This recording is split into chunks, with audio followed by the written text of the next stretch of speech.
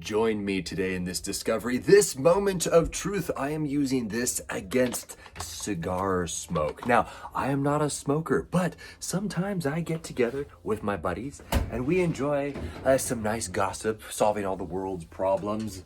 And that involves sometimes some fine whiskey and a cigar. And in this particular case, I am opening up my dryer and trying to figure out if in fact I can smell any smoke on my jacket.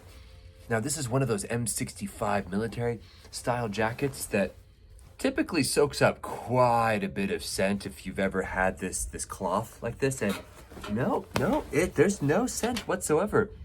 Last night I put these on the floor of my laundry area and I could smell the smoke wafting up, almost making my eyes water. But even my hat, my wool hat, this is amazing. It actually worked. Well, I stand corrected. So I really honestly didn't think that this would. I thought there would be some form of odor in here. In case you're wondering, I used 2 scoops. Let's actually try my polyester pants. No, those smell fresh. And I've been to a lot of countries with these pants. Over 35 countries. They should be grungy. They should smell pretty bad. Nope, they smell brand spanking new.